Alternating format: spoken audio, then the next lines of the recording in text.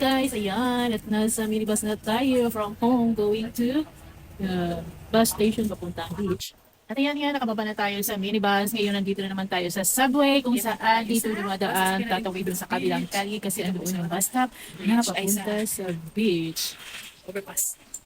At ayan, nandito na tayo sa bus stop. Hintayin natin yung ating bus. Habang hintay natin, ayun, hindi tayo kasi walang tao. At yan ang aking sasakyan na bus, yung 107. At siguro kakaalis lang, kaya hintay tayo ng next. Ayun, habang naghihintay tayo, yun ang makikita mo dito. O, diba? Ang ganda ng views. Medyo makulimlim ang langit. Ayan, siguro parating ng ating bus for a few minutes. Kaya, habang wala pa, ayan, mag-take-video muna tayo for reels. And finally, dito na kagad na tayo sa ating bus at medyo walang tao. Parang ako lang yung tao dyan, kaya naka-video-video tayo. Kasi, nakakahiya pag maraming tao, diba? Parang masakit sa mata yung ano. Mag-shades tayo. Ayan. Buwang kasi yan. At nag-0.05 pa. Ayan.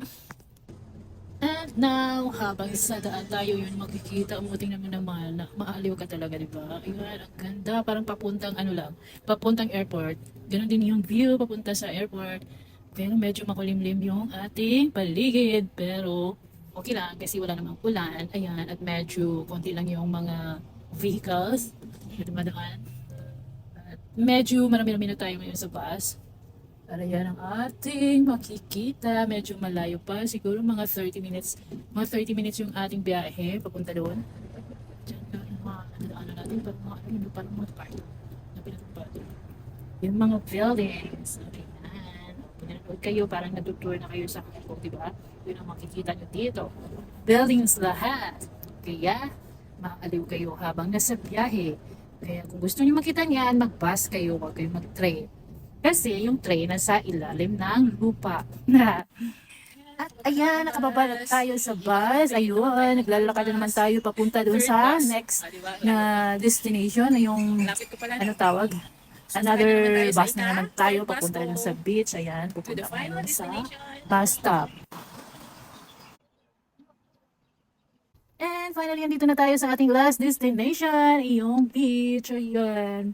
Pababa na tayo doon sa beach kung saan yung, ayan, dalawang hagdanan yung madaanan mo kasi nasa ilalim pa siya. Ayan. Puti lang kung pababa, pero pag paakyat, naku, hinihingal ka, hinahabol mo na lang yung hininga mo. Ayan, natatanaw na natin ang beach. At ayun, andito na tayo finally.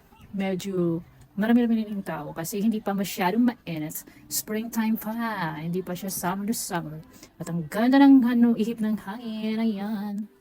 At yan, this is it. Diyan muna nagtatapos ang ating video. Hahanapin muna natin ang ating kasamahan. See you again!